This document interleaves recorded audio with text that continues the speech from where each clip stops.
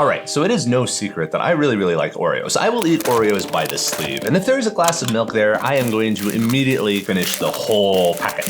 And there's nothing that's gonna stop me. But the problem is that Oreos kind of suck to get at. The stupid little peel and stick top, and you always gotta get the Oreos over in the corner. And then a glass of milk is always something like this, but it doesn't balance, you can't hold on to it, and you're not gonna eat Oreos out of a mug because that's the wrong amount of milk. You need this amount of milk in order to finish a whole sleeve of Oreos, otherwise there's just not enough, and we all know this. And I was like, why doesn't Oreos sell something that allows the milk and the Oreos to be together? They can combine the milk and the Oreos into one single beautiful system, but they haven't done it yet.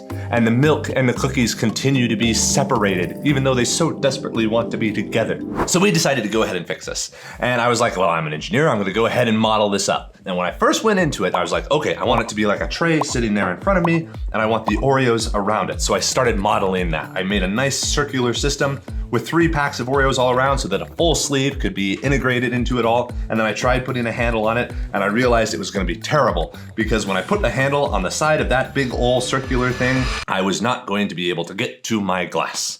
And the Oreos were gonna fall out all over the place, and it was just wrong and weird and wonky. So I ended up throwing out the circular one, but then I went ahead and decided to go kind of more rectangular. And when I went more rectangular, the first thing I thought of is like, okay, I eat Oreos on the couch. I want like a little tray thing. So I will go ahead and set it on the side of the couch with me so that I can take the Oreo and take the milk out of it separately as much as I want to. And what we ended up with was this. And this was okay, except for the fact that we needed to readjust it so that the glass was a little bit higher in it so it could sit flat on the couch. The way I went through and modeled it though, is that originally I had designed it to be printed face down just like this. But the issue with that is that you end up having a bed face facing the customer. So if I ever wanted to sell this through something like our teleport app, then I wouldn't really like that very much because the first layer of any given print can end up deforming and have some sort of artifacting on it. So you always want to avoid that. So I ended up putting it on its side. And fortunately, since I had angled the edges of it a little bit there to have just a little bit of taper, it was able to be printed at an angle, so you really have a reduction in the number of overhang issues that you can have on these. Also, since each one of the cookie things has the top and the bottom cut out of it, you don't really have the overhangs of those either because there's no top up here.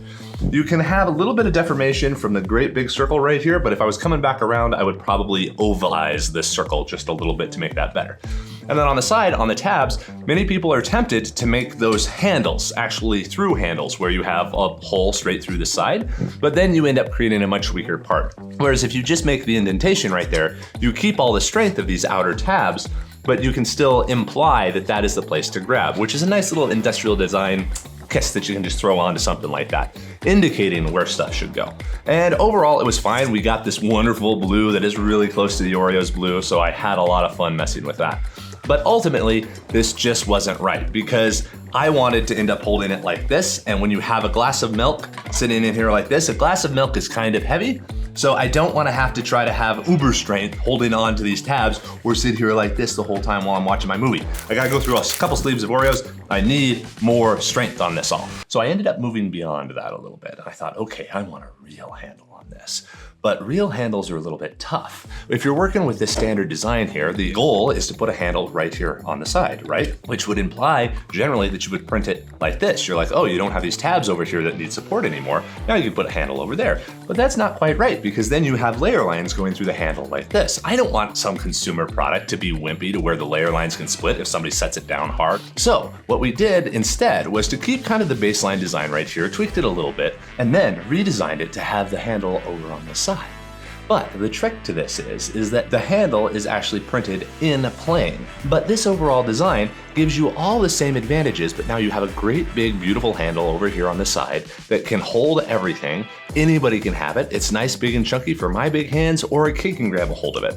And over on the side, you have your 2 wonderful little slots of cookies to where you can dunk and dip as much as you want to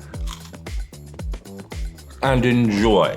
And this is something that is optimized well enough for printing to where you can either have it produced on demand if you wanted to produce a few thousand of them for people who want to order and just be a fan of Oreos, or you could mass produce it if you wanted to, still with 3D printing. This sort of geometry is stupidly difficult to mold.